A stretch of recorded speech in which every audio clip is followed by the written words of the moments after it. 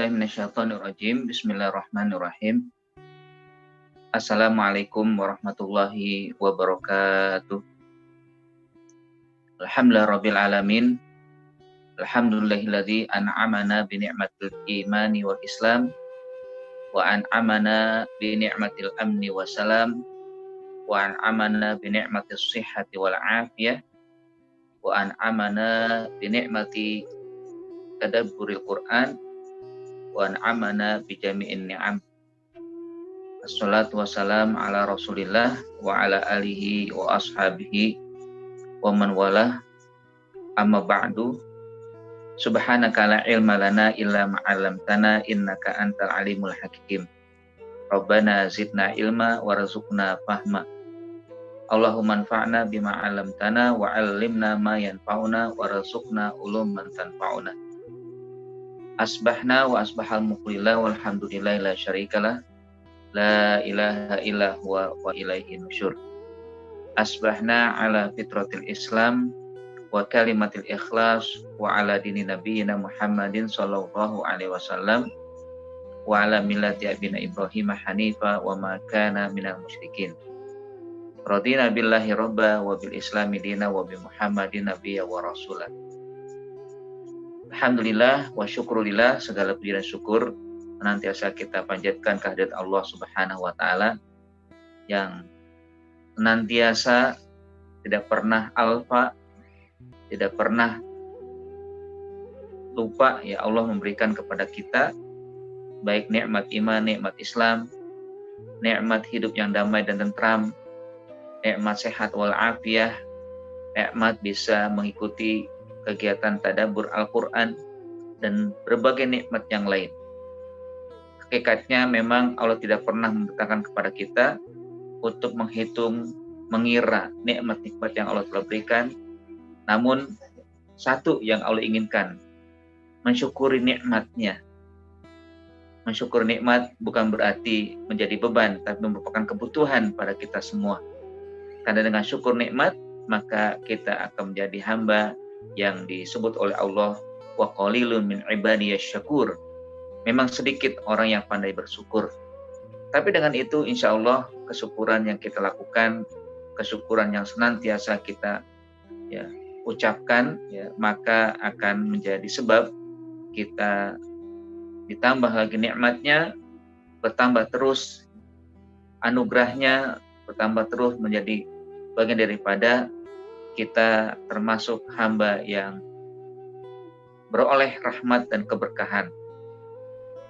Salawat dan salam selalu kita curahkan, kita sampaikan kepada pemimpin kita, kepada teladan kita Nabi Muhammad SAW. Semoga dengan salawat kita maka Allah Subhanahu wa taala mengganjar 10 kali lipat dari hasil salawat tersebut. Sebagaimana yang Nabi SAW sabdakan, man shalla alayya sholatan sallallahu lahu biha asyran. Barang siapa yang menyampaikan salawat kepadaku sekali saja, maka Allah akan memberikan kepadanya dengan salawat tersebut 10 kali. Subhanallah walhamdulillah wa la ilaha illallah wallahu akbar. Segala puji bagi Allah, Maha suci Allah Subhanahu wa taala, tiada Tuhan selain Allah, dan Allah Maha Besar. Dan tentunya kita terus berusaha untuk menjadi hamba-hamba yang komitmen senantiasa berada di jalan Allah Subhanahu wa taala. Hadirin wal hadirat, Bapak dan Ibu sekalian, apa kabar semuanya? Saya berharap semuanya dalam keadaan sehat, dalam keadaan bugar, dalam keadaan memiliki kondisi yang fit, dan juga kondisi yang kita berharap kepada Allah Subhanahu wa taala terlindung, terhindar dari musibah yang sedang dihadapi oleh bangsa Indonesia. Jamaah sekalian yang dimuliakan Allah Subhanahu wa taala, melanjutkan tadabbur surat Al-Baqarah pada ayat Sebelumnya Allah Subhanahu wa taala mengingatkan kepada Bani Israel secara khusus dan kepada seluruh manusia secara umum agar menjadi hamba yang selalu berdakwah, mengajak pada kebaikan, baik untuk diri dan juga untuk orang lain. Untuk diri yang akhirnya nanti senantiasa melakukan kebaikan, melakukan apa yang diperintahkan Allah Subhanahu wa taala, begitupun terhadap orang lain, ya, mengajak mereka agar menjadi orang-orang yang lalu komitmen dengan ibadah, dengan perintah Allah Subhanahu wa taala, dan agar mereka terhindar dari segala yang buruk, hal-hal yang dimurkai Allah Subhanahu wa taala, baik memang yang akhirnya terbentuk pribadi-pribadi yang soleh, pribadi yang baik, pribadi yang taat kepada Allah, dan akhirnya menjadi keluarga, menjadi kehidupan yang maksal, ya, kehidupan yang baik, cara komunal di tengah masyarakat yang kita berharap memang hidup yang aman, damai, tentram, dan sebuah ayat yang akan Allah berikan juga bisa kita alami. Baldatun thayyibatun wa rabbun ghafur. Negeri yang aman, negeri yang damai, negeri yang baik, berlimpah keberkahan, berlimpah ampunan dari Allah Subhanahu wa taala yang Maha Pengampun.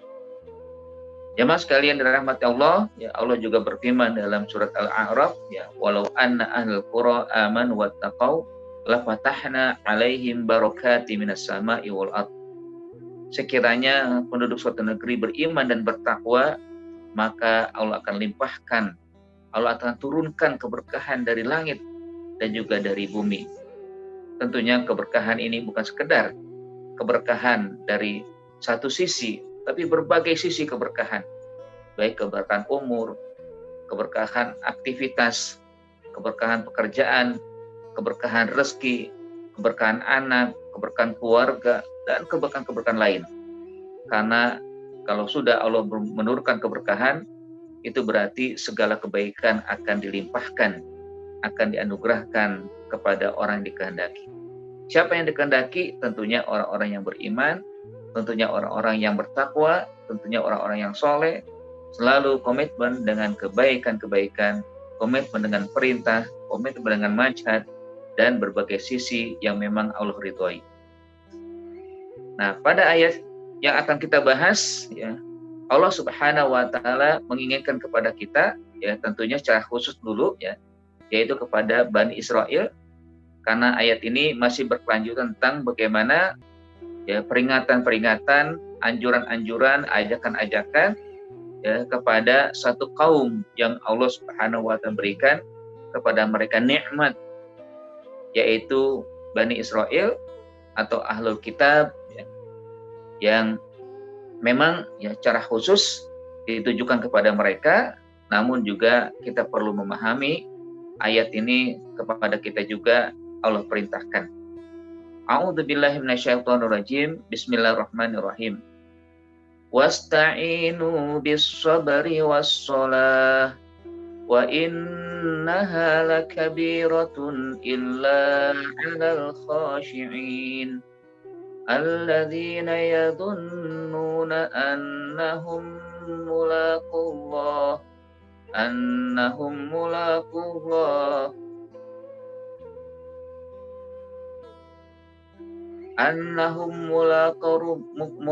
rabbihim. Ayat terjemahnya adalah wasta'inu bis sabri wassalah, dan mintalah pertolongan kepada Allah dengan salat, dengan sabar dan salat. Dan sesungguhnya hal tersebut berat kecuali bagi orang-orang yang khusyuk. Dan, ya, orang-orang yang memiliki keyakinan annahum mulaqu rabbihim, bahwa mereka yakin akan berjumpa dengan Allah, wa annahum ilaihi raji'un, dan mereka yakin pula akan kembali kepada Allah Subhanahu wa taala. Jamaah sekalian dirahmati Allah Subhanahu wa taala, dua ayat ini merupakan, ya, satu anjuran, bahkan, ya, menjadi perintah Allah Subhanahu wa taala agar kita selalu mohon pertolongan. Karena kita memang hamba yang lemah, hamba yang tidak berdaya. Wa khuliqal insanu dha'ifa. Manusia diciptakan dalam keadaan lemah. Nah, kalau ya kita lihat ayat ini masih memiliki korelasi atau memiliki hubungan, bahkan hubungan yang kuat dengan surat sebelumnya, yaitu surat Al-Fatihah. Dan surat Al-Fatihah ada juga ya pernyataan dari seorang hamba atau kita setiap hari kita meminta kepada Allah. Kita sampaikan kepada Allah Subhanahu wa taala sebanyak 17 kali minimal. Ya. Allah Subhanahu wa taala ya menyampaikan dalam surat Al-Fatihah yang kita baca akhirnya setiap hari sebanyak 17 kali. Di ayat kelima kita selalu membaca iyyaka na'budu wa iyyaka nasta'in. Kepadamulah kami menyembah dan kepadamu pula kami mohon pertolongan.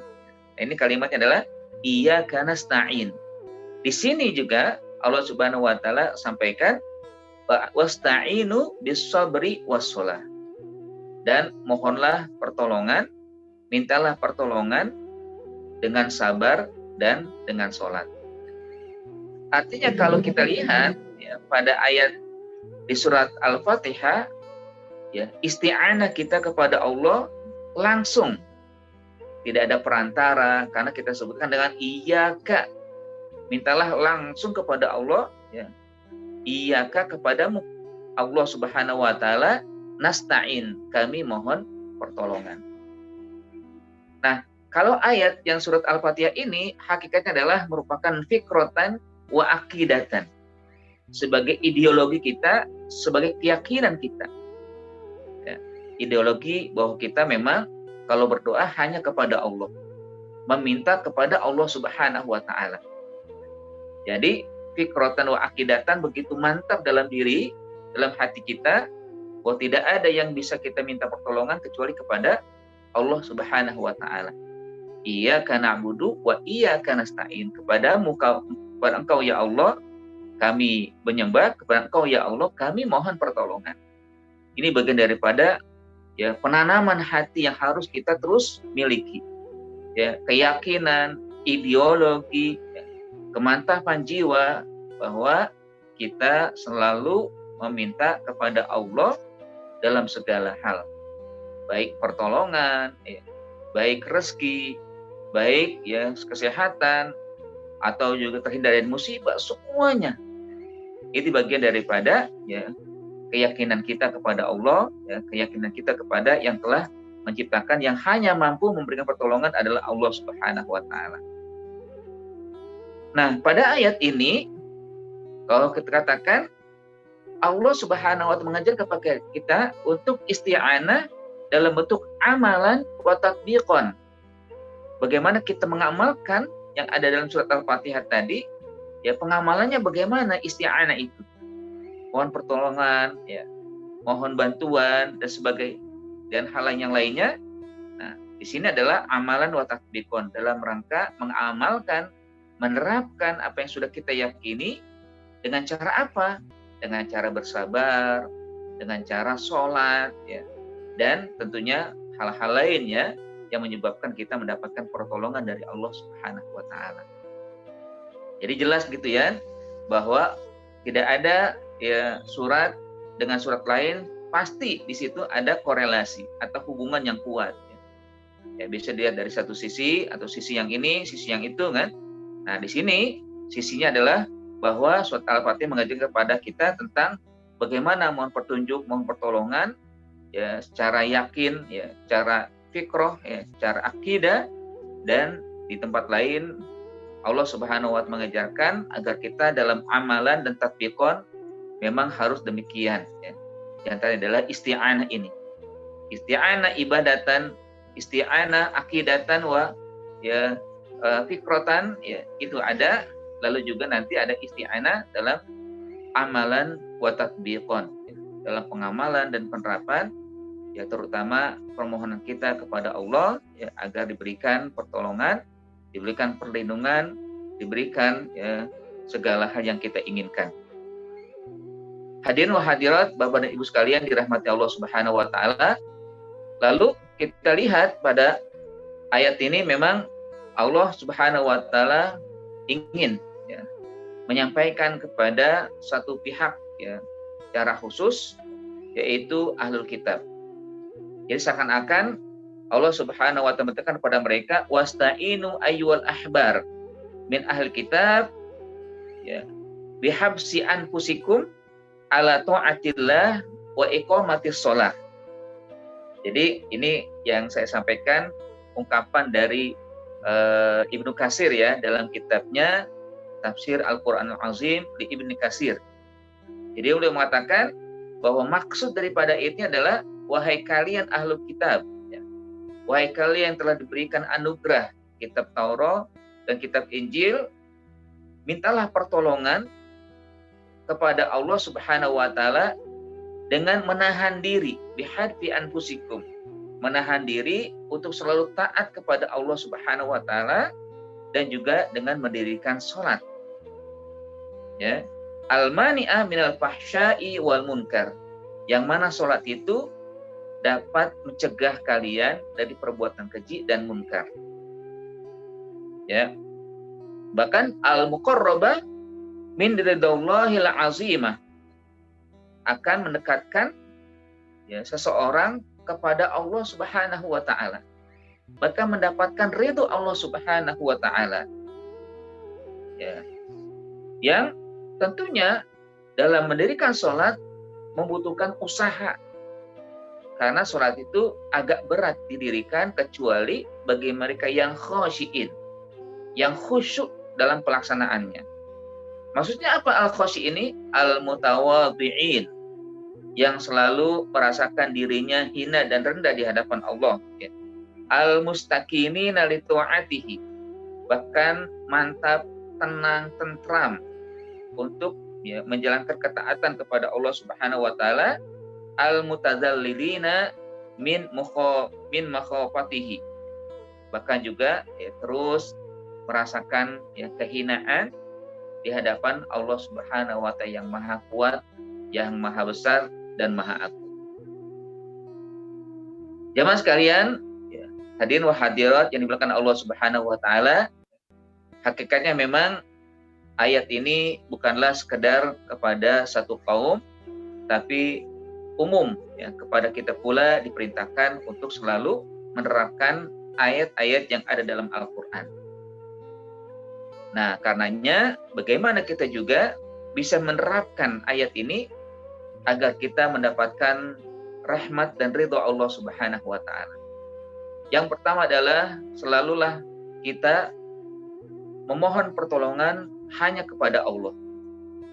Wasta'inu billah. Mohonlah pertolongan kepada Allah Subhanahu wa taala. Karena hanya Allah yang bisa memberikan pertolongan, tidak yang lain. Kalaupun mungkin ada yang memberikan pertolongan kepada kita, baik saudara ya, atau teman, sahabat, dan lain-lainnya, itu hanya perantara. Allah berikan kepada orang tersebut, lalu sampailah kepada kita. Mereka perantara dari Allah Subhanahu wa taala. Atau mungkin kita bisa memberikan pertolongan kepada orang yang membutuhkan. Kita hanya sebagai perantara. Yang perantara itu nanti akan diberikan pahala oleh Allah Subhanahu wa taala. Yang perantara itu nanti dia akan mendapatkan keberkahan oleh karena perantara yang Allah berikan kepadanya dilakukan dengan baik. Ya tentunya kita bersyukur ya kalau misalkan kita dijadikan perantara oleh Allah Subhanahu wa taala untuk menyampaikan hal-hal yang baik kepada orang lain. Baik perkataan atau juga perbuatan atau mungkin harta atau tenaga atau pikiran dan sebagainya. Selama itu baik, maka itu bagian daripada hal yang akan menjadikan Allah Subhanahu wa taala memberikan kebaikan pula kepadanya. Dan yakinlah itu berarti Allah sedang membimbing dia. Membimbing orang tersebut menjadi orang yang akan mendapatkan ridha Allah atau juga akan mendapatkan rahmat Allah Subhanahu wa taala.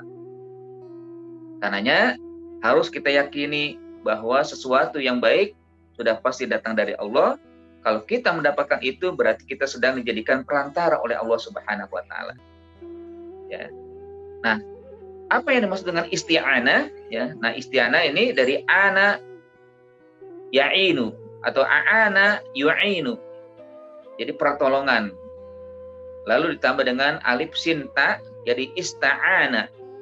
Isti'anah artinya meminta pertolongan, mengharap adanya pertolongan dari Allah Subhanahu wa taala atau dari zat yang maha kuat, yang maha mulia. Karena itu sesungguhnya apa yang kita hadapi pasti akan ada yang berat kita lakukan atau berat kita tunaikan atau mungkin berat kita hadapi. Untuk bisa ringan, untuk bisa kita menjadi orang yang bisa menghadapi sesuatu yang berat itu, maka mohonlah kepada Allah Subhanahu wa taala. Ya, karena tidak ada yang bisa memberikan keringan kepada kita kecuali Allah Subhanahu wa taala.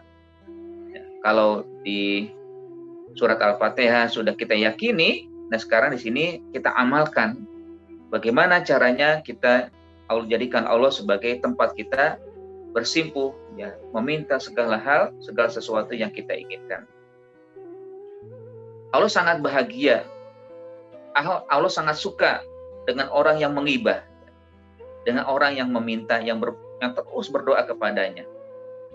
Walaupun mungkin kita merasa belum terkabulkan ya, padahal Allah Subhanahu wa taala mengabulkan permohonan dia. Ya bisa jadi dikabulkan dengan bentuk lain. Ini kan artinya berdoa ya, berdoa kepada Allah. Kan berdoa itu ya ada 3 sisi yang Allah kabulkan ya. Pertama, kadang Allah kabulkan langsung. Jadi Allah berikan cash kepada orang yang sedang meminta. Misalkan, ya Allah, berikanlah kami rezeki, anugerahkan kepada kami pekerjaan. Nah, tiba-tiba datang rezeki dari Allah, ya, dari orang lain, ya perantara orang lain. Ya. Atau tiba-tiba datang yang dulu pernah disuguhkan lamaran kepada satu perusahaan, datang jawaban dari lamaran tersebut, ya, mendapatkan pekerjaan dan sebagainya. Ya. Itu artinya Allah berikan cash kepada orang yang berdoa, orang yang meminta kepada Allah Subhanahu wa taala. Yang kedua, bisa jadi Allah ganti dengan yang lain. Kalau kita misalkan minta ya, rezeki, ya, baik harta atau juga kekayaan, tapi Allah Subhanahu wa taala tidak berikan itu kecuali dengan kesehatan atau terhindar dari segala penyakit. Yang mana kalau Allah berikan harta itu, akhirnya harta itu kita gunakan juga ketika kita sakit untuk berobat. Artinya memang di situ Allah Subhanahu wa taala mengabulkan dari apa yang dia tidak sadari, yaitu dengan cara mengganti sesuatu yang diminta dengan bentuk yang lain. Apakah kesehatan atau keselamatan ya. Dan sisi-sisi lain yang harusnya juga kita yakini ini merupakan pengkabulan doa yang kita minta. Atau juga yang terakhir ya, Allah Subhanahu wa taala mengabulkan, nanti kita akan pahami yang kita bisa sadari ya ketika kita menghadap Allah Subhanahu wa taala. Ketika kita ya diberikan oleh Allah, inilah yang kalian minta, yang kau minta, aku kabulkan ya. Di mana ini menjadi ibadah bagimu, pahala untukmu ya. Aku simpan ya, lalu aku serahkan karena keikhlasanmu, karena ketawaduanmu ya, karena ya kerendahanmu di hadapanku, maka aku ridhoi kamu, silakan masuk ke tempat yang mulia. Intinya demikian ya. Artinya bisa jadi dari 3 sisi salah satunya kita dapatkan dalam kita mohon pertolongan atau kita berdoa kepada Allah Subhanahu wa taala. Nah, pada ayat ini secara khusus Allah Subhanahu wa taala mengajarkan pakai dia untuk isti'anah ya. Mohon pertolongan dengan cara apa? Dengan cara bersabar. Ya, wasta'inu bis-sabri, dengan cara bersabar. Maksudnya apa? Agar kita diberikan kesabaran. Apa sih sabar itu? Ya, sabar itu artinya adalah al-habsu. Apa al-habsu? Menahan diri. Menahan diri agar yang kita hadapi tidak ya menjadi sebab kita melampaui batas ya, bersikap ya, ataupun juga mungkin bertutur kata dan lain-lain. Bahkan dalam maksud yang lain atau makna lain, sabar itu adalah al-kafu anil ma'asi. Ya, berarti kalau kita gabung al-habsu wal kafu anil ma'asi.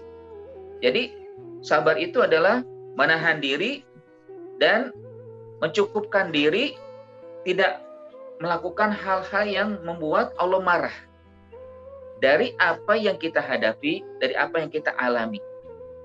Seperti sekarang lah ya, mungkin orang banyak mengeluh, orang banyak bersungut-sungut istilahnya kan, dengan kondisi yang tadinya ya kondisi normal, tapi karena COVID akhirnya ya banyak yang kehilangan ya, yang tidak normal lah istilahnya kehidupan itu. Ya, ada yang mungkin kehilangan pekerjaan, ada yang kehilangan pendapatan, ada yang kehilangan nyawa, ada yang ya banyak hal yang mungkin kita hadapi dan kita alami. Nah, kalau tidak memiliki kesabaran, ya, kalau tidak memiliki kekuatan jiwa untuk menahan diri, bisa berabe. Atau bisa menyebabkan akhirnya apa yang sedang kita hadapi berubah menjadi maksiat. Berubah sesuatu yang melanggar ya akan perintah Allah Subhanahu wa taala. Kenapa? Karena kalau nggak sabar, sudah pasti akan ya menganggap sesuatu yang dihadapi ini menjadi ya tidak labil dalam jiwa, lalu keluarlah kata-kata, lontaran, bahkan sampai sikap dan perbuatan yang tidak diinginkan oleh Allah Subhanahu wa taala. Bahkan ya oleh Malik bin Dinar, beliau mengungkapkan tentang sabar adalah i'tirabul abdi bima usiba fihi wahtisabuhu indallahi ya roja'a sawabihi. Jadi menurut ya Malik bin Dinar, bahwa sabar itu adalah mengakui ya, pengakuan seorang hamba dari apa yang sedang dihadapi, dari musibah, dari malapetaka, dari ujian yang sedang dihadapi, dia akui bahwa itu adalah bagian daripada kehidupan yang Allah Subhanahu wa taala tentukan. Ya, bima usiba fihi, dari apa yang dialami, wahtisabu indallah, dan berharap hanya kepada Allah Subhanahu wa taala. Artinya mengharap sesuatu yang baik dari apa yang sedang dihadapi, ujian yang sedang dialami. Roja'a sawabihi, yaitu mengharap ganjaran dan pahala dari Allah Subhanahu wa taala. Misalkan ya, ketika seseorang diberikan musibah sakit. Apakah sakit itu sesuatu yang menyakitkan? Betul. Sesuatu yang berat? Betul. Tapi bagaimana kita bisa ubah sakit itu menjadi kebaikan untuk kita, lalu akhirnya kita diridhoi oleh Allah Subhanahu wa taala. Maka kita harus yakini bahwa sakit itu hakikatnya ada 3 yang Allah ambil. 2 akan dikembalikan, 1 tetap di Allah Subhanahu wa taala, tidak akan dikembalikan kepada orang hamba. Sakit ya, Allah ambil 3, pertama ambil kesehatannya, Allah ambil hartanya, Allah ambil dosa-dosanya. Yang 2, 1 dan 2 akan dikembalikan oleh Allah. Kesehatan, kalau misalkan dia kembali pulih, menjadi sehat kembali, sehatnya kembali. Dari sakit menjadi sehat, kembalikan sehatnya. Itu yang pertama. Itu yang pertama, dari Allah berikan sakit atau ujian yang berat, ya, dikembalikan kesehatannya. Yang kedua, karena sehat, yang awalnya dia dari sakit itu mengeluarkan harta yang banyak, biaya yang besar, karena sehat dia kembali beraktivitas, kembali lagi hartanya. Bahkan mungkin ada yang bersimpati, dibantu oleh saudara-saudara yang mampu, dibantu oleh teman-teman, dibantu oleh kerabat-kerabat, ya, kembali hartanya. 2 hal yang dikembalikan oleh Allah dari sakit tersebut. 1 lagi tidak akan dikembalikan oleh Allah. Dosa-dosa yang dimiliki, ya, hal-hal yang tidak baik dari dirinya diambil oleh Allah dan tidak dikembalikan. Sehingga ketika orang sehat, ya, dosanya tidak ada, ya, tidak ada lagi, ya, kesalahan yang dimiliki, ya, saat itu dia bersih dari Allah Subhanahu wa taala. Nah, ini kan berarti kita harus bersabar, ya. Ya, sabar-sabarkanlah dari apa yang sedang kita hadapi. Wah, sabar ada habisnya gitu kan. Sabar ada batasnya, tentunya sabar itu nggak ada batasnya. Terus saja bersabar. Kan hakikatnya sabar itu juga oleh para ulama terbagi pada beberapa poin ya, atau beberapa hal ya. Pertama, sabar ketika menghadapi musibah, ini yang banyak dipahami oleh masyarakat, oleh kita juga ya, bahwa sabar itu memang kita menghadapi ujian dan cobaan. Ya. Sudah pasti yang kita harus lakukan adalah mensabar-sabarkan diri, sehingga dengan sabar itu Allah Subhanahu wa Ta'ala memberikan kebaikan ya. Ulaika alaihim sholawatu min rabbihim warahmah wa ulaika humul muhtadun. Itu kan yang bersabar ketika kita menyatakan alladzina idza asobatum musibah qalu inna lillahi wa inna ilaihi raji'un. Ya. Bahwa ketika ada ujian yang kita hadapi, maka kita cukup mengatakan bahwa kami milik Allah dan kepadanya juga kami akan kembali. Maka Allah ganjar dengan mereka yang akan mendapatkan ya, kebaikan dari Allah, dan mereka yang mendapatkan hidayah, petunjuk dari Allah Subhanahu wa Ta'ala. Nah, ini memang ujian di saat kita menghadapi yang berat ya, menghadapi sesuatu yang ya bagi kita agak sulit ya, atau agak rumit untuk kita hadapi. Tapi dengan bersabar insya Allah akan ganti dengan kebaikan-kebaikan. Sabar juga dibutuhkan dalam mentaati Allah ya, menjalankan ketaatan kepada Allah Subhanahu wa Ta'ala. Ya, karena ya, orang kalau tidak bersabar maka akan buru-buru dalam menjalankan ya ketaatan kepada Allah ya. Tidak ada kekhusyuan, tidak ada ya tumakninah kalau dalam sholat ya. Tidak ada sesuatu yang menenangkan dirinya, kecuali hanya menunjukkan kewajiban-kewajiban. Lalu yang ketiga, sabar di saat ya Allah berikan kenikmatan, Allah berikan kekayaan, Allah berikan anugerah yang berlimpah. Ini juga butuh kesabaran agar diri ini tidak angkuh, tidak sombong, lalu jadikan apa yang Allah berikan untuk lebih dekat dengan Allah, ya, lalu menjalankan aktivitas sesuai dengan syariat Allah Subhanahu wa Ta'ala dari harta yang dimiliki. Mungkin dia punya ilmu, diajarkan orang lain. Ini ya berarti ya dia sabar dalam menjalani ilmunya, lalu ya jadikan untuk bermanfaat ya, untuk lebih banyak memberikan manfaat kepada orang lain. Dengan harta yang Allah berikan, akhirnya dia bersabar, tidak berpoya-poya, tidak menghabiskan untuk sesuatu tidak bermanfaat, tapi justru malah dia sumbangkan atau diinfakkan ya. Bahkan terus dia merasakan bahwa dengan harta itu dia lebih dekat dengan Allah, bahkan dengan itulah pula Allah ridho kepadanya. Contohlah Utsman ya, contohlah Abdurrahman bin Auf kan. Utsman yang walaupun dirinya sudah tidak ada atau nyawanya sudah menghadap Allah Subhanahu wa Ta'ala, tapi hartanya sampai sekarang masih ada. Ya, ada sumur Utsman ya, atau sumur yang sekitar 7 kilo dari Madinah gitu kan. Itu sampai sekarang masih ada wakafnya kan. Ini juga yang perlu ya perlu nanti kita atau pahami ya tentang wakaf ya. Wakaf yang akhirnya akan menjadi harta yang terus mengalir untuk kita. Kalau kita sudah berkalang tanah ya, kita tidak lagi hidup ya, sudah menghadap Allah Subhanahu wa Ta'ala, dengan wakaf yang kita lakukan, maka ya harta kita terus mengalir, pahala terus mengalir. Sebagaimana dilakukan oleh Utsman ya. Bahkan para sahabat kebanyakan memiliki wakaf ya. Wakaf harta yang digunakan oleh umat ya, selalu nanti pahalanya mengalir kepada mereka. Ada program ya yang alhamdulillah saya mengikuti itu kan, ada program wakaf ya, wakaf yang cara kuantum wakaf gitu kan. Kuantum wakaf itu kan bagaimana kita melipatkan sesuatu yang nanti kita bisa wakafkan dan juga kita bisa wariskan kepada keluarga ya. Ya tentunya mengikuti program yang misalkan setiap bulan kita berwakaf, bertabaruk ya, kalau misalkan ada yang ya dipanggil oleh Allah, maka kita bertabaruk kepadanya, lalu akhirnya menjadi harta itu ditinggal, lalu ada wakafnya, ada juga ada warisannya. Nah, tentunya dengan harta yang kita miliki, bukan sekedar kita akhirnya menguasai harta itu, lalu kita gunakan semena-mena, tapi ada sebagian harta yang kita harus keluarkan untuk fakir miskin. Nah, itulah yang nanti menjadi sesuatu yang baik, lalu terus ya kita mendapatkan pahala. Ada seorang kakek ya, dia mengatakan, aku sangat cinta kepada harta. Aku sangat cinta kepada harta. Aku tidak ingin hartaku itu ya diambil orang-orang. Ya.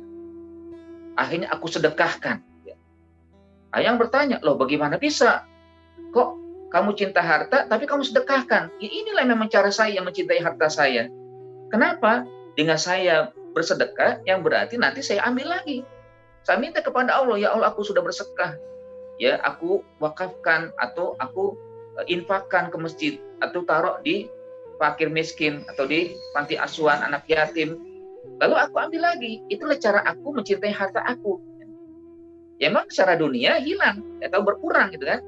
Tapi cara prinsip memang dia akan ambil lagi, minta bahkan berlipat ganda dari Allah Subhanahu wa taala oleh karena dia berinfak, oleh karena dia bersedekah. Ini kan pikiran yang cukup ini ya, cukup baik gitu kan. Karena kita merasa orang yang tamak dengan harta itu dengan simpan ya. Simpan di bank ya, disimpan di tempat-tempat yang khusus ya, yang tidak diketahui. Ya, seakan-akan itulah yang akan mengabadikan dia, padahal enggak. Ya, yang disimpan di bank mungkin akan tetap ada, tapi ketika meninggal nggak bisa dibawa. Ya paling nanti jadi warisan ya. Syukur-syukur kepala pewaris melakukan hal baik ya dengan menggunakan harta yang kita tinggalkan dengan cara yang baik. Ya. Lalu kita pun beroleh kebaikan itu, tapi hakikatnya sudah terputus ya. Kalau kita tidak ya infakkan selama kita hidup, sedekahkan selama kita hidup ya. Atau kita wakafkan ya untuk ya tempat-tempat atau lembaga-lembaga yang Islam atau yang menghadirkan amal-amal kebaikan ya, di lembaga tersebut. Ya. Jadi nanti akan kita peroleh terus kebaikannya itu. Ya. Bukan dengan harta yang kita simpan, ya, yang akhirnya kita merasa harta masih tetap utuh, masih banyak, masih bisa kita nikmati dan sebagainya. Memang betul kita nikmati selama kita hidup, kan? Ya kan harta itu ada 3 jenis juga kan. Ma'akalta fa'afna, wa ma labista fa'abla, wa ma anfakta fa'abqa. Ya. Harta yang orang miliki itu apa yang ada makan itu akan habis. Ya. Harta yang ada pakai akan usang. Tapi harta yang ada sedekahkan itu yang akan abadi. Mana yang kita pilih? Ya kalau misalkan kita cukup makan ya bisa kita makan ya, tapi hakikatnya nanti akan lama-lama akan habis yang kita makan. Kalau kita pakai ya, kita gunakan pasti akan abla ya, akan usang, ya akan ya luntur, ya akan bosan gitu kan. Pasti demikian. Tapi kalau yang kita infakkan wa ma anfaqta fa abqa, yang kamu infakkan itulah yang nanti kekal. Yang akan ya kita peroleh ganjarannya tidak pernah putus, terus mengalir selama ya kehidupan masih ada. Masya Allah itu kan yang kita perlu pahami ya. Artinya kita perlu kesabaran ya. Sabar untuk mengelola harta yang Allah berikan. Sabar untuk bagaimana menggunakan harta dengan cara yang baik, dengan cara yang penuh ya. Berharap adanya ridho Allah Subhanahu wa taala. Ya, jadi aspek kesabaran seperti itu ya. Aspek kesabaran dalam arti menghadapi ujian, aspek kesabaran dalam arti menjalani ketaatan, aspek kesabaran dalam arti mengelola harta yang Allah anugerahkan. Bersyukurlah kita kalau misalkan Allah berikan harta yang berlimpah, berkecukupan, ya, dan bahkan dengan kondisi COVID seperti ini masih Allah eksiskan kita untuk punya harta yang lebih atau punya harta yang cukup. Ya. Tapi dengan kesyukuran itu, marilah kita sabarkan dalam mengelolanya dengan cara menggunakan harta tersebut untuk kebaikan-kebaikan. Tidak sedikit dari harta yang Allah berikan, maka Allah ridho. Allah masukkan mereka ke dalam surga. Bahkan, ya, tidak sedikit pula orang yang dengan harta Allah jerumuskan dia dalam api neraka. Ya, Qorun, ya, itu jelas ya, kisah yang sangat fenomenal ketika harta Allah berikan kepadanya justru malah melupakan dirinya kepada Allah Subhanahu wa taala. Dia lupa bahwa Allah yang memberikan harta kepadanya sehingga dia mengalami kesombongan. Lalu mengatakan innama utituhu ala ilmin indi. Sesungguhnya aku memiliki harta ini oleh usahaku, oleh kepintaranku, oleh kecerdasanku, oleh ilmu yang aku miliki sehingga aku bisa beroleh harta yang berlimpah. Nauzubillah ya, jangan sampai kita mengalami seperti Qorun. Atau Haman ya, Allah berikan dia ilmu ya. Atau Balaam Allah berikan dia ilmu, tapi ilmu yang dimiliki dia tidak sabar. lalu dijadikan ilmu itu hanya untuk mengeruk harta, hanya untuk menyembuhkan diri, bahkan hanya untuk melegalkan kebatilan yang dilakukan oleh penguasa. Dan tentunya kalau kita punya ilmu, maka gunakan ilmu itu dengan sabar kita lakukan, ya, dengan sabar kita terapkan, ya, dan juga kita ajarkan kepada orang yang membutuhkan. Atau ya seperti Firaun, juga jangan sampai, ya, Firaun Allah berikan harta, berikan kekuasaan, ya, tapi dengan dua hal itu malah justru dia mengatakan ana rabbukumul a'la, aku Tuhan yang tinggi, aku Tuhan yang mulia. Nah, ini kan ungkapan yang salah itu kan. Kalau berikan kekuasaan bukan untuk sombong, kalau berikan harta bukan untuk sombong, ya, tapi bagaimana menjadi orang yang tawadu, ya, jalankan amanah ini dengan cara yang baik. Nah, ini butuh kesabaran. Sekali lagi, sabar. Ya, makanya perlu kita mohon ista'inu bis sabri was shalah. Ya Allah, berikan pertolongan kepadaku untuk selalu bersabar dan bersabar. Menghadapi ujian sabar, menghadapi, ya, menjalani ketaatan dengan sabar, ya, atau juga bagaimana mengelola harta, ya, atau kenikmatan-kenikmatan yang diberikan dengan cara yang bersabar pula. Dan juga tentunya yang keempat dalam rangka, ya, memiliki kesabaran, yaitu meninggalkan kemaksiatan, ya, butuh kesabaran pula, kemampuan untuk menahan diri dari hal-hal yang dimurkai Allah Subhanahu wa taala. Nah, jamaah sekalian, yang kedua yang perlu kita mohon pertolongan adalah as-sholah, ya, untuk mendirikan sholat. Ya, sholat itu juga kalau boleh dikatakan, ya, ini sebagai penolong, ya, sabar itu sebagai penolong, sholat pun sebagai penolong. Loh, bagaimana caranya? Ya, sabar ini kan artinya sikap kita untuk bisa mendapatkan pertolongan, ya, atau bisa mendapatkan sesuatu yang ringan kita melakukan. Ya, istilahnya gini, kalau boleh kita katakan, sabar itu artinya bagaimana kita memiliki ta'amul kepada diri, sehingga dengan ta'amul diri kita dengan baik, maka kita bisa ringan dalam menghadapi atau menjalani kehidupan ini. Sementara sholat adalah cara kita, ya, berta'amul kepada Allah, lalu dengan ta'amul kita baik kepada Allah, maka kita diberikan pertolongan oleh Allah Subhanahu wa taala dan ringan dalam menghadapi segala, ya, ujian dan cobaan, ya, bahkan dalam menjalani kehidupan ini. Ya. Jadi demikian, ya. Jadi sabar itu adalah ta'amul pada diri, sementara sholat itu ta'amul terhadap atau kepada Allah Subhanahu wa taala. Kalau diri sudah baik, ya, bagaimana kita mengelola diri dengan cara yang baik, maka akan ringan segala sesuatu yang kita hadapi. Kalau sudah sholat kita lakukan dengan baik, ta'amul kita kepada Allah dengan baik, maka akan ringan pula apapun yang sedang kita hadapi. Ya. Sholat adalah mi'rajul mu'min. Sholat itu adalah tangga kita, ya, tangga seorang beriman.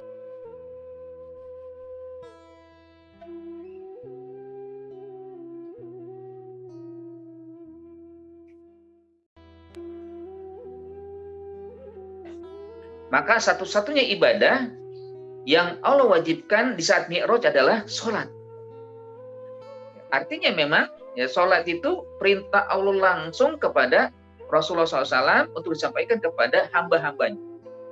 Tidak ada yang lain. Ya, kalau puasa langsung, ya, saat Rasulullah SAW menjalani bersama dengan sahabat, ya, puasa, jalani puasa.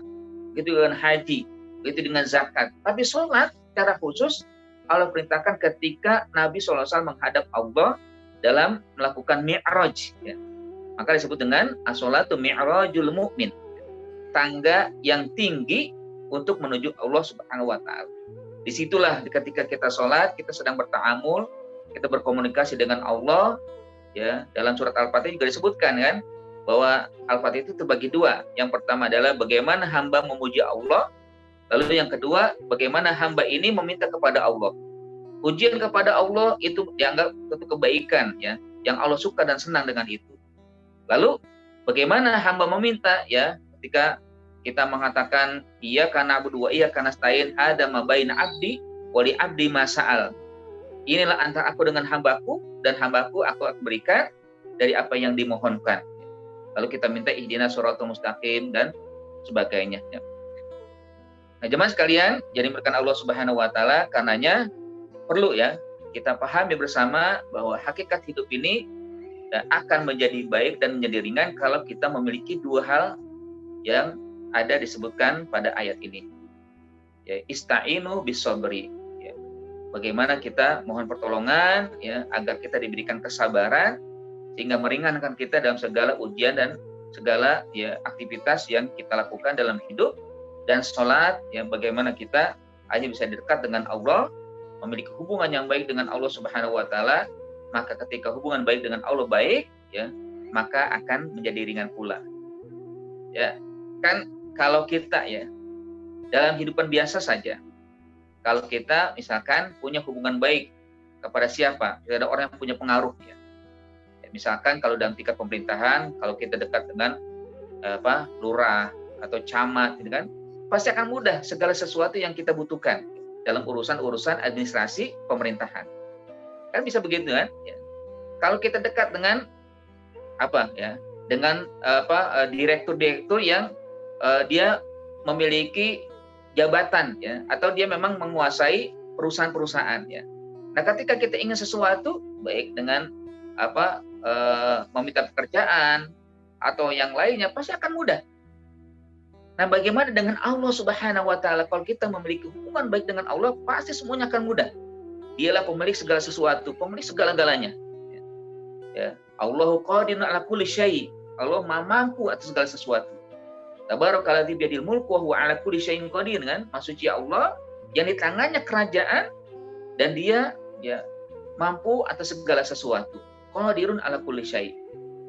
Ya, kalau kita bisa menyadari bahwa dengan kedekatan dengan orang yang memiliki pengaruh ya, baik pejabat ya atau juga orang yang punya ya kalau dalam tingkat perusahaan sebagai direktur atau juga para ulama ya yang bisa memberikan rekomendasi, kan kita akan mudah dalam menghadapi segala sesuatu yang kita inginkan, kan. Nah, bagaimana ketika kita sangat dekat dengan Allah, dialah yang memiliki segala sesuatunya, dia juga yang menguasai, baik penguasa, pejabat, atau juga direktur, atau juga ya para ulama. Allah yang menguasai semuanya itu pasti akan lebih mudah. Nah, yang penting bagaimana kita punya hubungan baik dengan Allah. Dengan cara apa kita lakukan? Dengan cara sholat. Ya. As-sholatu ya mi'rajul mukmin. Ya. Sholat adalah tangga ya seorang beriman untuk dekat dengan Allah Subhanahu wa taala. Karenanya penting sekali kita mencoba untuk betul-betul ya meyakini bahwa dengan sholat itu ibadah yang utama yang tidak ada sesuatu yang menggugurkan ya untuk tidak melakukannya kecuali bagi kalangan wanita ya, bagi kalangan perempuan. Tapi itu pun sebenarnya ketika seorang wanita mendapatkan halangan, itu bukan berarti dia tidak sholat, tapi dia bisa dikatakan sholat juga. Artinya ya cara fisik memang tidak dilakukan, ya, cara amalan memang tidak dilakukan, tapi ganjaran dia tetap berlaku.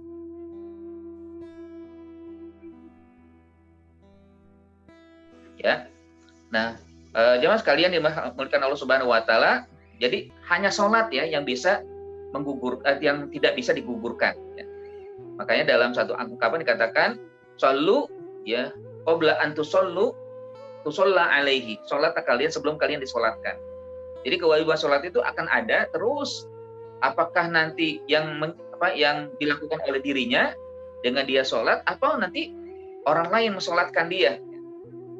Kan terakhirnya begitu kan? Kalau dia tidak mampu sholat maka disolatkan.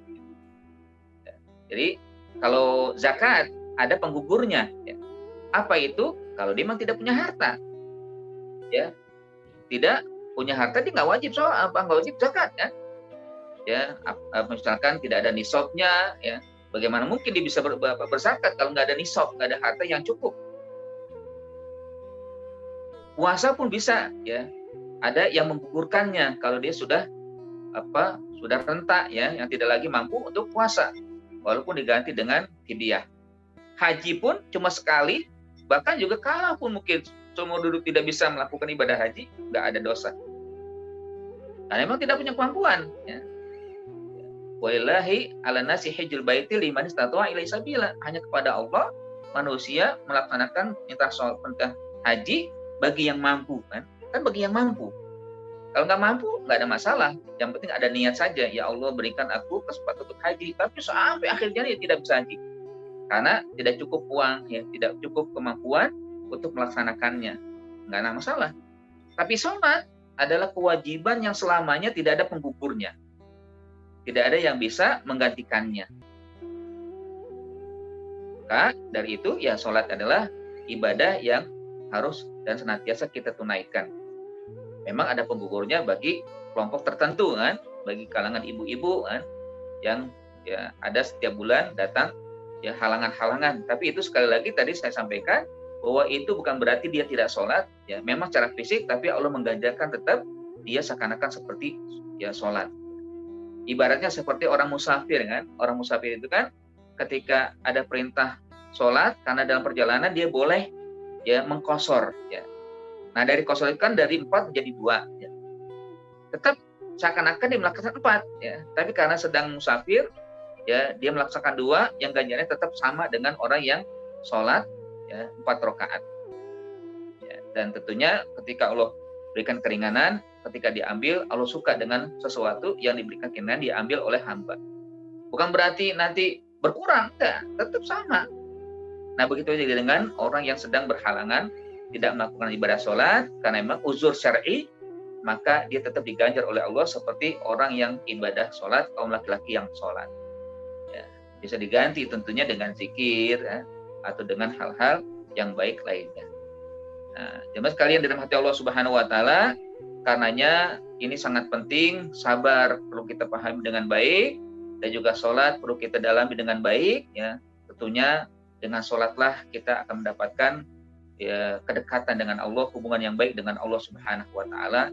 Ya, begitu juga dengan sabar, dengan diri kita akan dekat dan juga akan menjadi ya pembina diri kita dalam menghadapi segala masalah, ya ujian, hal-hal yang baik dan hal-hal yang kurang baik bagi kita. Akan menjadi ringan sesuatu yang kita hadapi atau juga kehidupan yang kita alami dan kita jalani ini. Nah, tentunya ya di ujung ayat Allah katakan wa innaha lakabiratun illa 'alal khashiin. Innaha ini kembali kepada sholat. Memang sholat agak berat dilakukan. Sholat agak berat ditunaikan. Tentunya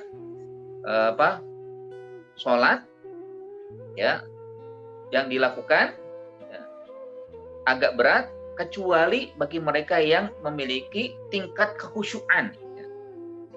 Agar ringan atau tidak berat, maka harus memiliki karakter seperti itu, khosyi. Apa sih khosyi? Ya, khusyuk ini, ya kalau tadi menurut Abdullah bin Malik, ya Malik bin Dinar, ya maksudnya Malik bin Dinar mengatakan bahwa ya kalimat khusyuk itu artinya adalah yang mutawadhi'in, mustakinin, dan mutazalilin. Khusyuk itu artinya orang yang tawadhu, yang tidak pernah sombong, ya. Bahkan yang selalu ya rendah diri dan juga selalu ya merasakan lemah, ya tidak mampu di hadapan Allah Subhanahu Wa Taala. Itulah yang nanti kelak akan meringankan dia atau bisa dalam menjalankan ibadah sholat dengan cara yang khusyuk, ya dengan cara yang baik. Ya, atau juga khusyuk itu artinya yang mutasaddiqina bima unzila. Orang yang khusyuk adalah orang yang membenarkan apa yang Allah turunkan. Artinya ya sholat ibadah lalu dilakukan dengan cara yang baik ya karena dia membenarkan apa yang Allah turunkan. Yakin bahwa semuanya yang baik-baik dari Allah Subhanahu Wa Taala. Sehingga dia tenang. Ya. Karena kan orang yang nggak khusyuk itu nggak tenang. Ya. Apapun dipikirkan. Ya. Ini berat banget. Ini begitu sulit pokoknya kan. Sehingga akhirnya ya dia perlu dipikirkan. Ya. Padahal kalau dia merasakan dirinya bahwa segala sesuatu itu pasti dari Allah, pasti akan ada baiknya, ya dia akan tidak akan berpikir macam-macam. Ya. Atau juga al-khashiin adalah al-khaifin, orang yang senantiasa takut kepada Allah, ya takut ya apa yang dia miliki atau yang dia lakukan ada namanya H2C istilahnya kan. H2C apa itu? H2C adalah harap cemas, ya. Ya, tentunya berharap yang dilakukan diterima, tapi ada kecemasan kalau ya kalau yang dilakukan belum diterima. Tapi tetap ada keyakinan ya dengan cara yang betul-betul dilakukan ya, harapannya diterima ya. Meskipun mungkin ada kecemasan, tapi kecemasan ini membuat dia terus melakukan ibadah yang cara yang baik. Yang terakhir al-mutawaddiin, orang yang tawadu adalah orang yang akan mampu melakukan ibadah sholat dengan cara yang khusyuk. Tapi dalam bahasa lain khusyuk itu dalam dalam amalannya, yaitu ketika orang khusyuk itu dianggap khusyuk sholatnya adalah ketika dia melihat hanya fokus kepada tempat sujud. Itu yang dianggap khusyuk. Jadi matanya itu enggak belalak ke depan ya. Apalagi sampai tengok kanan tengok kiri, enggak ya. Ya. Tapi dia menundukkan kepalanya ke bawah ya, yang minimalnya itu atau bukan maksimalnya itu adalah ke tempat dia sujud. Itu melihat situ aja, enggak kemana-mana. Itulah tingkat khusyuk ya, walaupun itu tingkat khusyuk yang paling akhir ya, yang paling rendah lah ya kalau orang mengatakan ya, artinya dia khusyuk yang terlihat dengan melihat tempat sujudnya saja ya. Karena kan kalau sekarang ya kita agak sulit ya untuk khusyuk, apalagi sampai kita melihat depan yang kita berada di belakang orang ya. Sampai mungkin kalau di laki-laki itu kan ada punya pakai kaos, di belakangnya ada bacaan kan, hanya Masya Allah kan, sehingga dia pikir ini bacanya kok apaan ini kan, walaupun mungkin nggak terucap, tapi di hati kan membaca ya, misalkan ada Mas Bulo kan ya,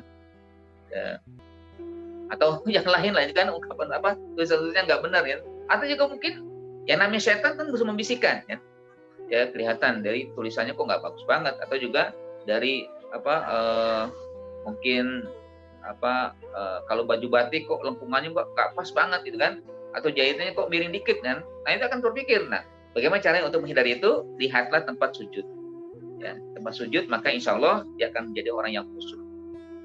Nah jamaah sekalian ya, itulah yang nanti akan menjadi ringan, tidak akan berat masuk ibadah sholat dengan cara yang demikian. Nah di akhir, di ayat yang kedua itu Allah sebutkan bagaimana cara agar bisa lebih tinggi khusyuknya. Maka kita harus merasakan alladzina yazunnuna annahum mulaqu rabbihim annahum ilaihi raji'un. Jadi punya keyakinan yang dua ya, atau dua hal keyakinan bahwa kita pasti akan bisa melihat Allah, atau dalam sholat kita sedang bercengkrama dengan Allah, berhubungan dengan Allah, berkomunikasi dengan Allah, yakin betul bahwa kita sedang berdialog ya. Ya kayak kita lah ya, mungkin ya kayak mungkin ibu-ibu ketika berdialog dengan anak itu pasti akan perhatian ketika memang sedang berdialog berkomunikasi dengan ibunya kan. Bagaimana kan pasti begitu kan, rasakan anak ya berdialog dengan kita, dengan ibu atau bapak, pasti dia akan khusyuk didengerin, apalagi sampai ibunya atau bapaknya serius menyampaikan, pasti akan khusyuk dia mendengarkan ya. Atau dengan pejabat ya, atau dengan petinggi ya, atau dengan penguasa, atau dengan yang ulama ya, ketika kita berhadapan itu pasti kita khusyuk mendengarkan. Pastikan demikian ya. Nah sekarang bagaimana dengan Allah? Masa sih nggak cukup, nggak khusyuk kita? Ya. Kita sedang berkomunikasi berdua dengan Allah, masih sih nggak tenang, gitu kan? Ya, walaupun mungkin kita nggak melihat Allah, tapi Allah melihat kita kan itu. Ya, nah ini kan di antara tingkat ihsan itu kan. Ihsan adalah anta budallah ka'annaka tarah, fa illam takun tarah fa innahu yaraka. Ihsan itu adalah ketika kita beribadah seakan-akan kita melihat Allah, namun kita yakin tidak bisa melihat Allah. Saat ini tidak bisa melihat Allah, tapi nanti yakin kita bahwa kita yakin Allah melihat kita. Ya. Nah, kita harus melihat begitu. Yazunnuna annahum mulaqu rabbihim. Yakin bahwa Allah memang akan kita berjumpa dengannya. Atau saat kita sholat sedang kita berjumpa dengan Allah. Ya. Wa annahum ilaihi raji'un. Dan kepadanya pula kita akan kembali. Nah, ketika akan kembali, apa yang kita bawa? Itulah yang akan menjadi sebab kita mendapatkan kebahagiaan atau kesengsaraan. Hanya kalau kita yakin kita akan kembali kepada Allah, kapanpun kita akan yakin ya pasti kembali kepada Allah, pasti akan kita persiapkan. Apa yang kita persiapkan? Ya, kalau kita yakin ya bahwa suatu saat akan kembali, pasti kita akan ya mencoba terus berusaha memperbaiki diri. Dengan sholat kita perbaiki, inna sholat tanha 'anil fahsya'i wal munkar, perbaikan akhlak ya, mencegah kita dari perbuatan keji dan mungkar. Dengan sholat terbimbing kita menjadi hamba yang terus menjadi hamba yang soleh dan sebagainya, kita akan kembali kepada Allah semuanya.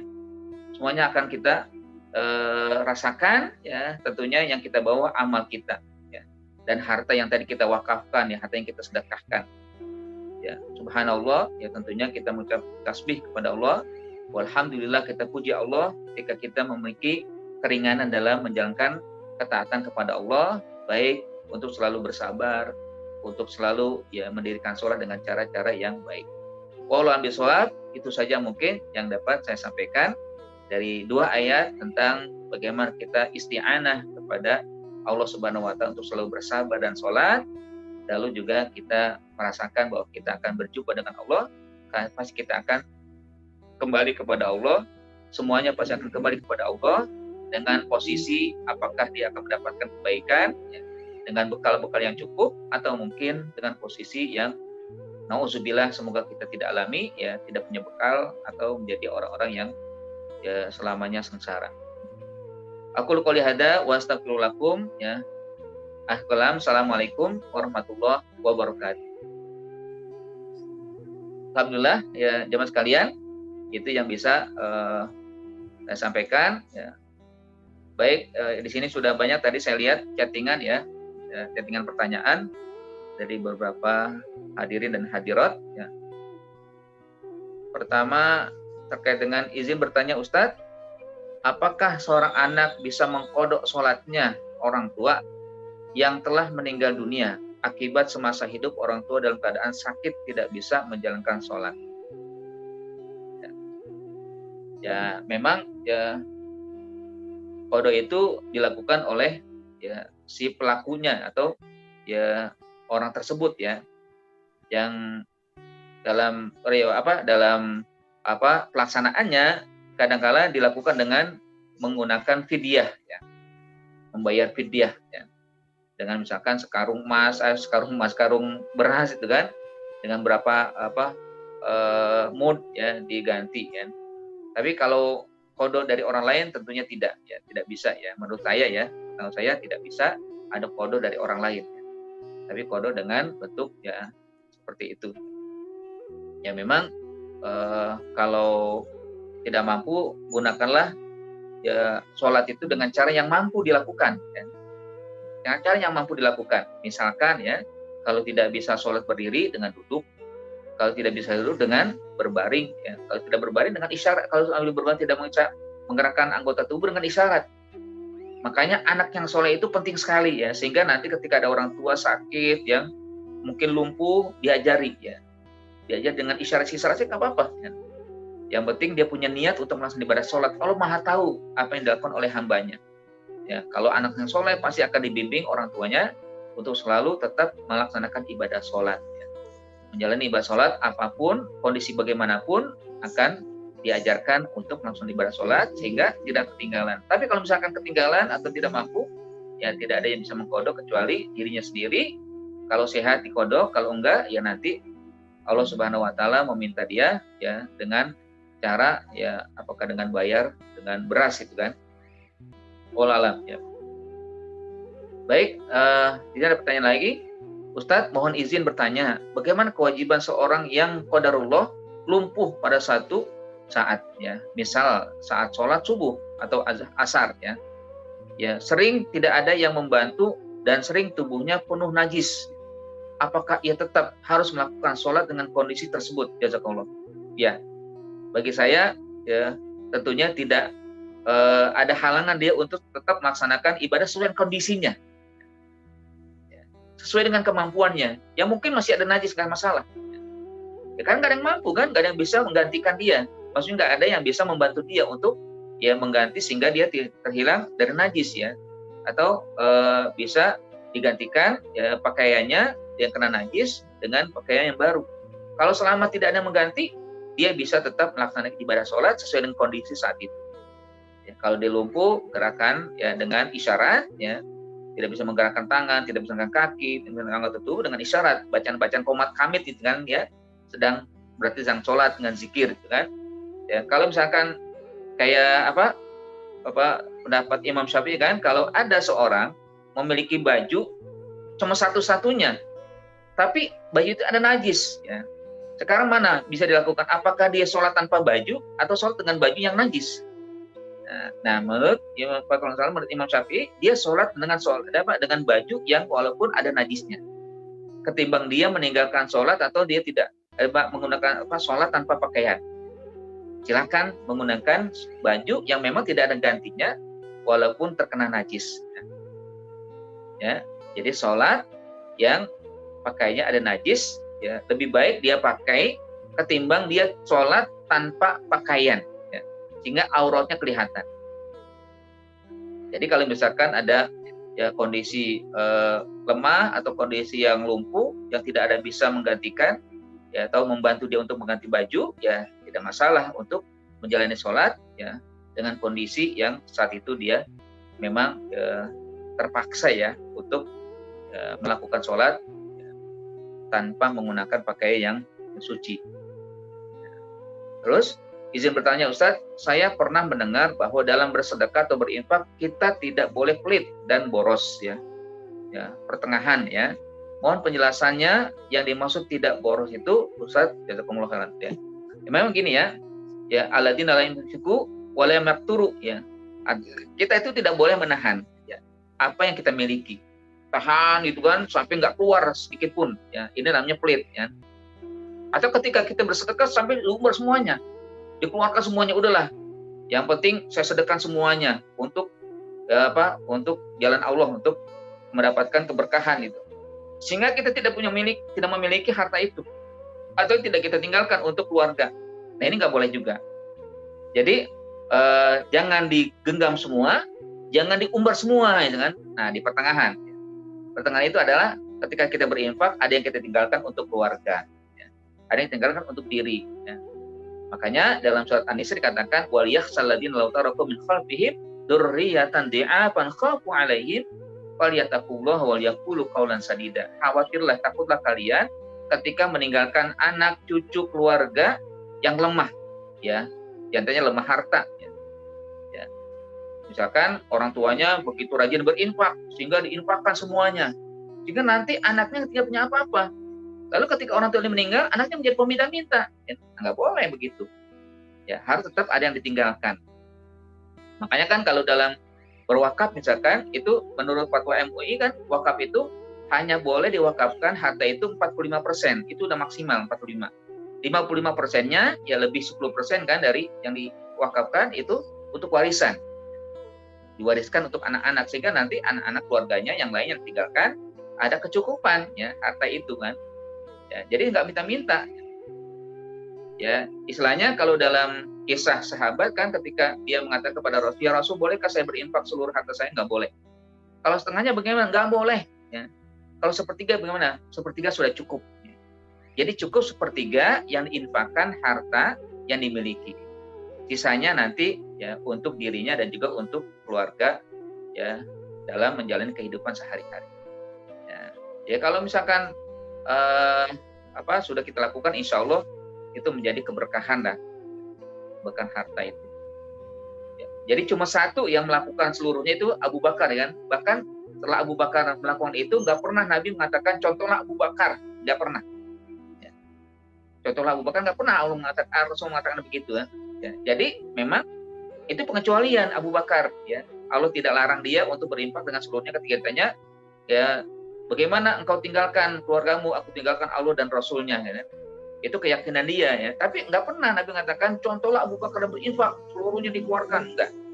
Ya. Justru malah ketika ada sahabat bertanya, lalu Nabi mengatakan nggak boleh semuanya, nggak boleh setengahnya, tapi yang boleh adalah sepertiganya. Nah itu yang dimaksud dengan pertengahan, ya. Jadi nggak pelit banget, nggak juga boros banget, ya kan? Pelit artinya memegang semuanya nggak dikeluarkan, boros artinya dikeluarkan semuanya. Ya, jadi pertengahan itu dalam ayat sekarang yang demikian, ya.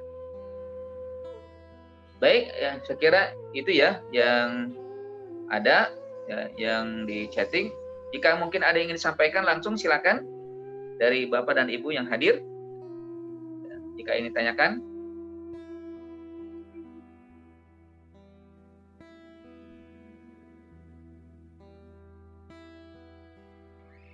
Ada? Coba saya lihat ini ya. Dari mungkin mungkin Ibu Aminah, ya, Pak Makmun, ya, mungkin Pak Amin Subagio, ya, Bu Fira, Bu Habibah, Bu Mamti Satibi, ini DIY siapa nih? Bu Faiza, silakan. Ya. Ada Bu Aryani, ya, Bu Heni, ya, Bu Ida, Bu Asti, Bu Ratna, ada Pak Ajis, ya, Bu Ihsan dan sebagainya, silakan.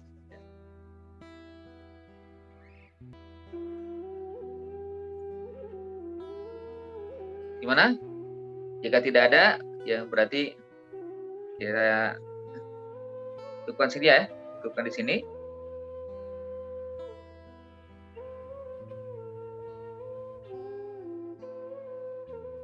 Mana Pak? Mungkin Pak Andi, Pak Riza?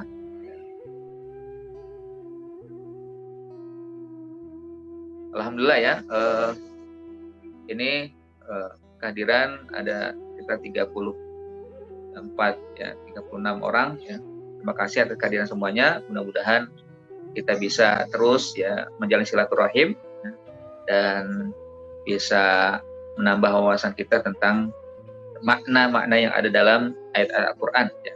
Kita bisa terapkan, jadikan pegangan, dan juga menjadikan kita mudah dalam menjalani aktivitas, terutama ibadah kita kepada Allah ya, khususnya juga isti'anah dengan kesabaran dan ibadah sholat. Jadikanlah sabar dan sholat sebagai penolong kita, sebagai peringan ya, dalam menjalani aktivitas kehidupan kita. Niscaya dengan itu kita akan terus beroleh keberkahan, ya, kemampuan kita untuk menghadapi berbagai ujian, ya, hal-hal yang mungkin berat dijalani akan menjadi ringan dengan dua ya, amalan tadi, ya, sabar dan sholat. Baik, jika memang tidak ada, ya, kita cukupkan ya, sampai di sini ya. Dan sekali lagi jazakumullah khairan kepada Bapak dan Ibu sekalian atas kehadirannya ya. Ya, semoga ya, oh ini ada yang bertanya lagi ya. Ya. Terakhir mungkin ya Pak Rio ya. Izin bertanya Ustadz ya. Bagaimana caranya untuk mengajak teman kita untuk sadar akan pentingnya sholat di awal waktu? Ya, memang ya. Ini butuh waktu juga sebenarnya kan ya. Artinya pertama-tama ya dengan cara yang elegan, dengan cara yang yang dia bisa memahami dan juga bisa dia nanti mengikuti ya. Salah satunya ya dengan kita sendiri menggerakkan diri kita untuk sholat waktu ya. Jadi biarin aja dulu ya, kalau misalkan memang orang ini agak istilahnya saklek gitu kan, jadi yang penting sholat itu, mau waktunya kapan ya terserah itu kan ya. Yang penting diri kita lakukan dulu bahwa kita memang komitmen ya, dengan sholat tepat waktu. Kalau kita sudah melakukan, maka ya seakan-akan kita sedang berdakwah secara hal ya dalam perbuatan kita. Ini kan nanti akan melihat ya.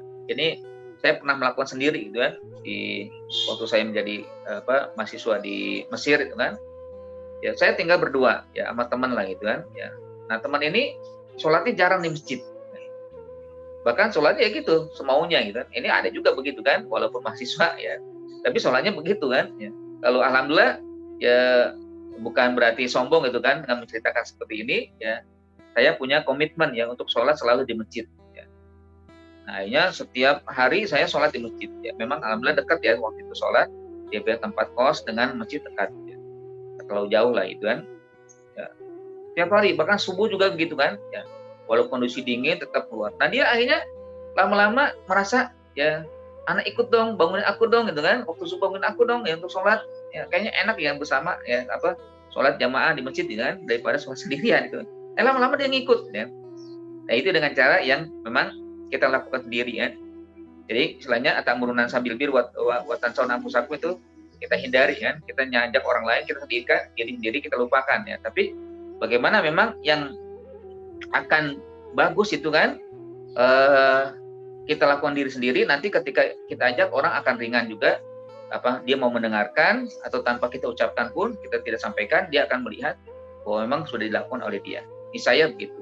Tapi kalau memang juga perlu menyampaikan, sampaikan bahwa pentingnya sholat awal waktu. Kita tidak bisa menjamin kalau misalkan kita tunda, misalkan Kalau sholat zuhur ke asar kan 3 jam itu kan, nanti sholat jam 2 atau setengah 3 kalau sudah kelar.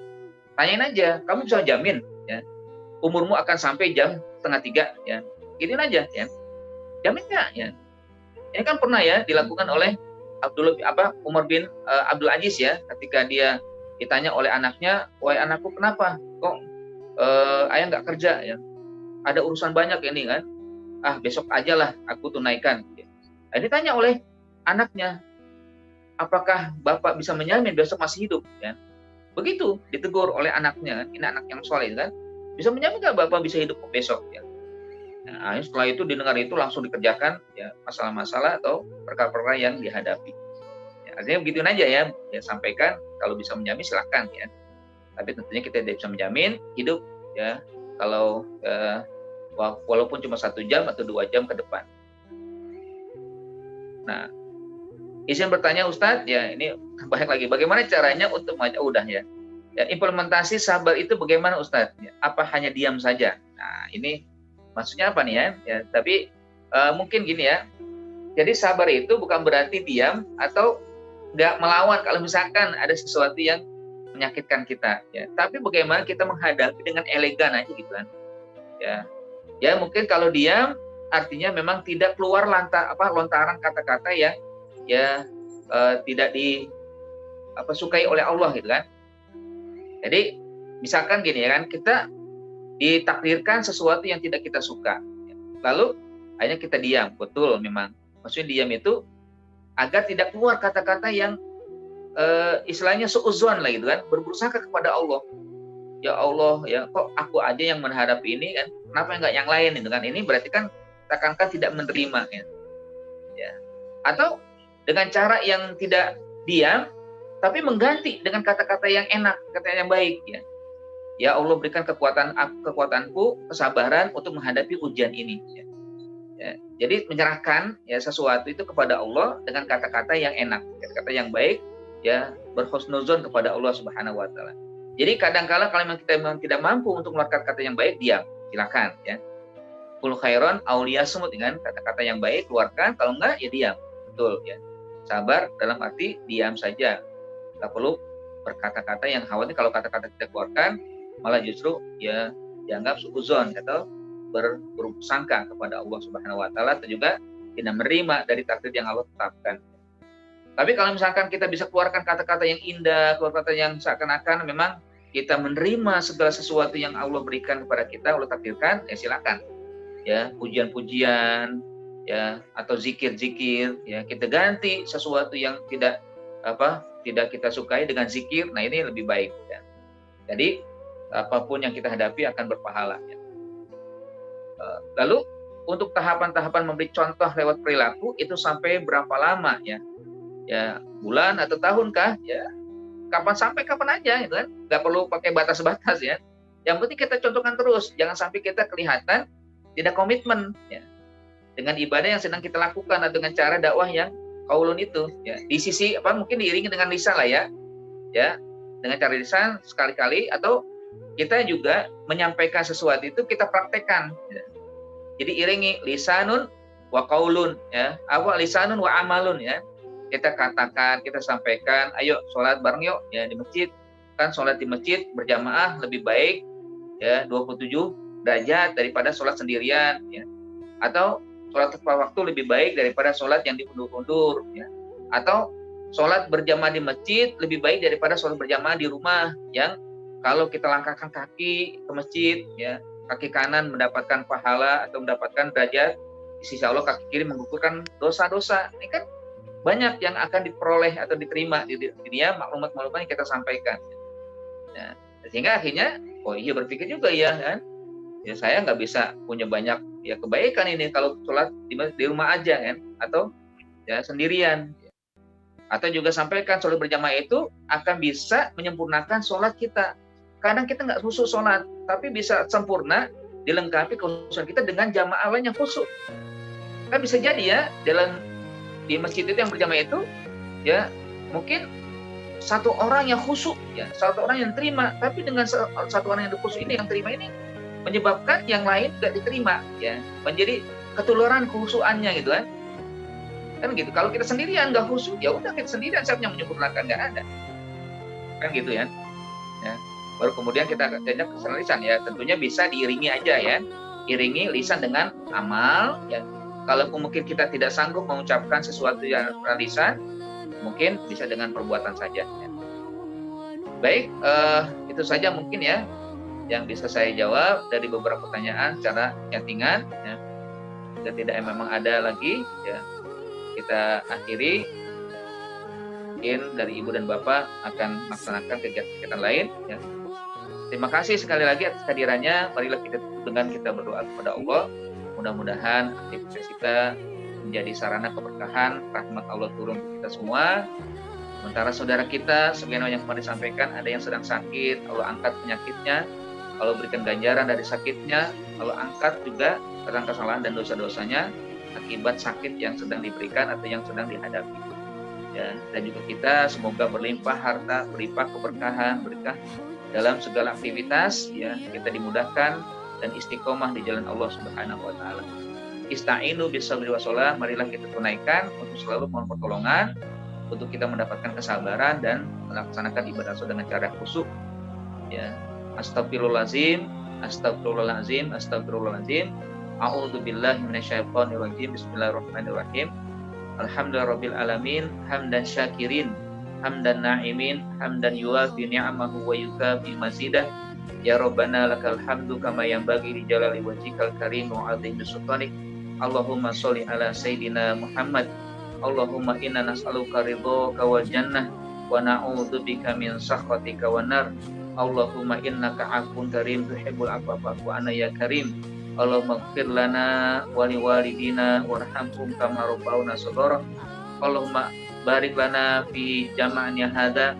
Allahumma barik lana fi a'malina. Allahumma barik lana fi hayatina. Allahumma inna nas'aluka salamatan fid din wad dunya wal akhirah wa afiatan fil jasad wa ziyadatan fil ilmi wa barakatan fil rizqi wa taubatan qoblal maut wa rahmatan indal maut. Allahumma hawin alaina fi sakaratil maut wan najata minan nar wal afwa indal hisab. Allahumma zalamna anfusana wa illam taghfir lana wa tarhamna lanakunanna minal khasirin. Allahumma dfa'annal bala wal ghala wal waba wal fahsya wasyada'id wal fitan wal mihan ma zuhara minha wa ma batan bi rahmatika ya arhamar rahimin. Rabbana atina fid dunya hasanah wa fil akhirati hasanah wa qina adzabannar.